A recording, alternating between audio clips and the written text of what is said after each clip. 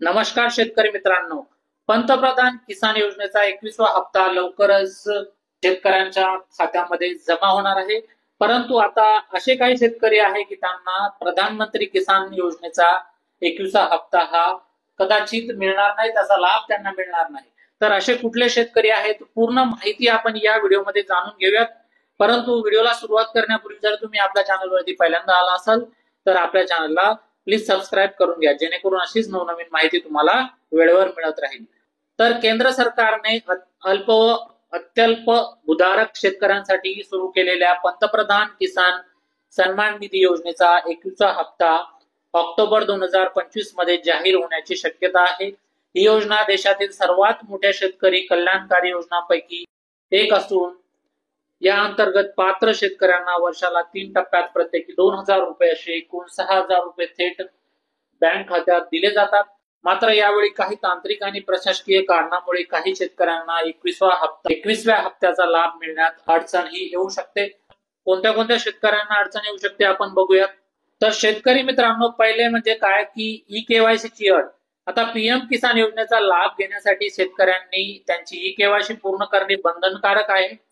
ज्या शेतकऱ्यांनी ही प्रक्रिया अद्याप पूर्ण केलेली नाही त्यांच्या खात्यात पैसे हे जमा होणार नाहीत. म्हणून तुम्ही काय करायचे, लवकरात लवकर तुमची ई-केवायसी प्रोसेस ही पूर्ण करून घ्यायची आहे, अन्यथा तुम्हाला पीएम किसान योजनेचा 21वा हप्ता हा मिळणार नाही. त्यानंतर दुसरी अशी अट आहे मित्रांनो की जमिनीची पडताळणी.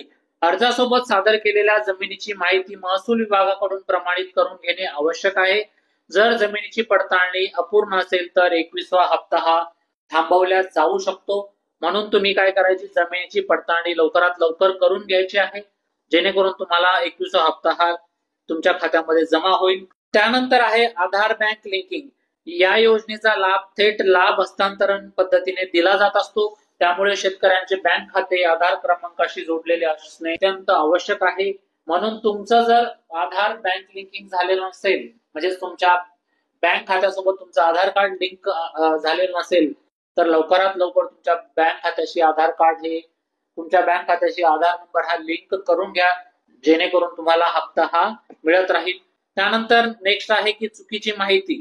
काही शेतकऱ्यांनी अर्ज करताना जमीन धारणा, आधार क्रमांक किंवा बँक खात्याबाबत चुकीची माहिती दिल्याचे आढळले आहे. अशा शेतकऱ्यांना तपासणी पूर्ण होईपर्यंत पुढील हप्त्याचा लाभ मिळणार नाही. म्हणून जेव्हा शेतकऱ्यांनी पीएम किसान योजनेचा अर्ज भरला होता तेव्हा ज्या शेतकऱ्यांनी चुकीची माहिती भरली होती किंवा चुकीची माहिती दिली होती, तर अशा शेतकऱ्यांना सुद्धा प्रधानमंत्री किसान योजनेचा हप्ता हा मिळणार नाही. तर शेतकरी मित्रांनो, ह्या सर्व गोष्टी ज्या मी सांगितल्या त्या तुम्ही लवकरात लवकर करून घ्या. जर यापैकी तुमच्याकडे काही नसेल तर तुम्हाला पीएम किसान योजनेचा हप्ता हा मिळणार नाही. आणि शेतकरी मित्रांनो, तुम्हाला एक विनंती आहे की हा व्हिडिओ जास्तीत जास्त शेतकऱ्यांपर्यंत नक्की शेअर करा, जेणेकरून त्यांना कळेल की त्यांनी नेमकी काय चूक केलेली आहे, त्यांना नेमकी कुठली गोष्ट केलेली नाही ज्यामुळे त्यांच्या खात्यामध्ये पीएम किसान योजनेचा हप्ता हा जमा होणार नाही किंवा त्यांना मिळत नाही.